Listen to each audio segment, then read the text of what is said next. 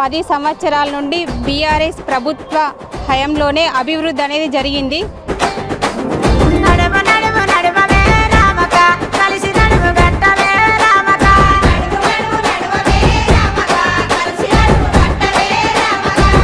రెండు సంవత్సరాల నుండి ఏం అభివృద్ధి జరగలేదు.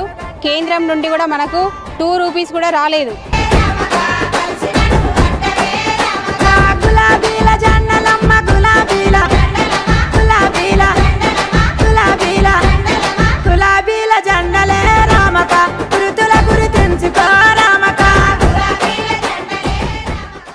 హాయ్ హలో నమస్తే, వెల్కమ్ టు మైత్రి ఛానల్. నేను మీ శ్రావణి.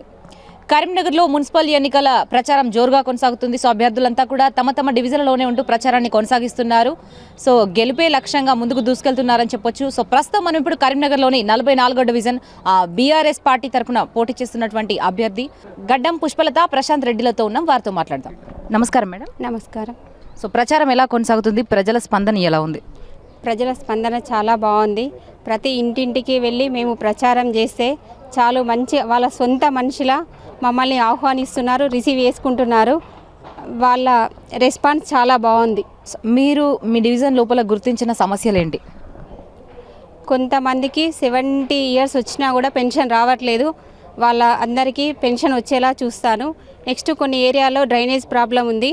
ఆ ప్రాబ్లం సాల్వ్ చేయడానికి మేము వాళ్ళకి హామీ ఇస్తున్నాము. కార్పొరేటర్గా గెలిచిన తర్వాత వాళ్లకు అన్ని విధాలుగా సహాయపడతామని హామీ ఇస్తూ వస్తున్నాము.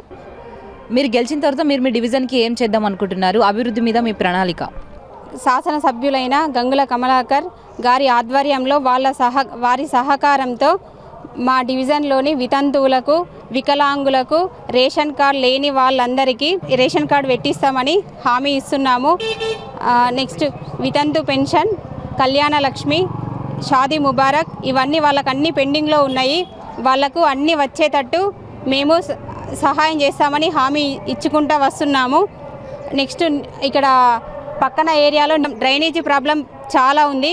అది ఫస్ట్ మేము గెలిచిన వెంటనే 3-4 మంత్స్లో దాన్ని సాల్వ్ చేస్తామని వాళ్లకు చెప్పడం జరిగింది. వాళ్ళు అలానే రిసీవ్ చేసుకున్నారు.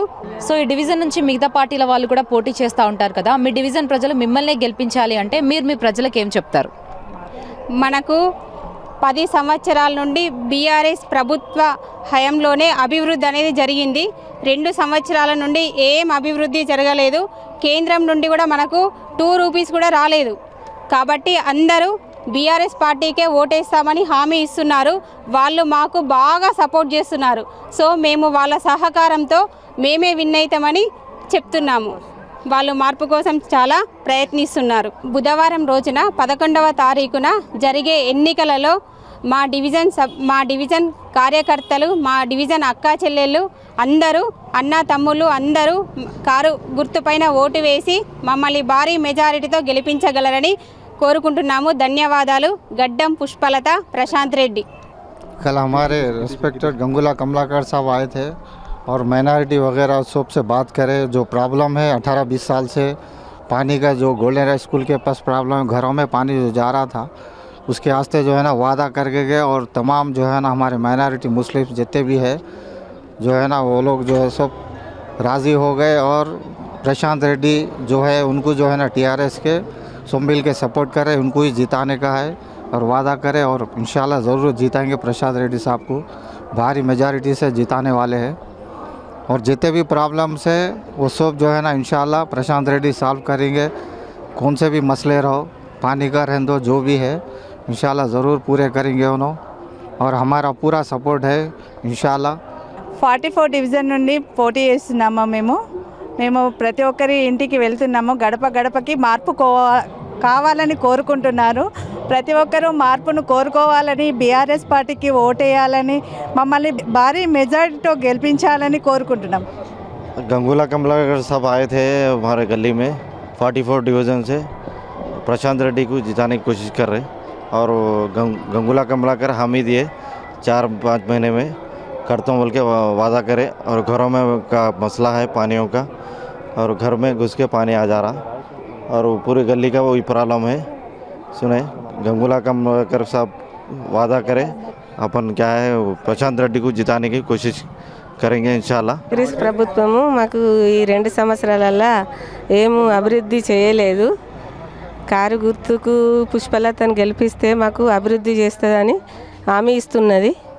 కళ్యాణ లక్ష్మి, రేషన్ కార్డు లేని వాళ్ళకు రేషన్ కార్డు, డ్రైనేజ్ ప్రాబ్లము అవి అన్నీ సాల్వ్ చేస్తానని మాట ఇస్తున్నది.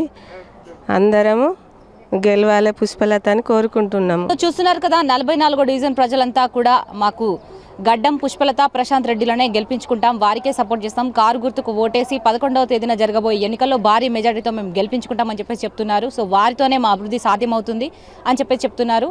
గడ్డం పుష్పలత ప్రశాంత్ రెడ్డిలు గెలవాలని మనం కూడా మనస్ఫూర్తిగా కోరుకుందాం. 44వ డివిజన్ నుంచి కెమెరామెన్ శేఖర్తో శ్రావణి, మైత్రి ఛానల్, కరీంనగర్.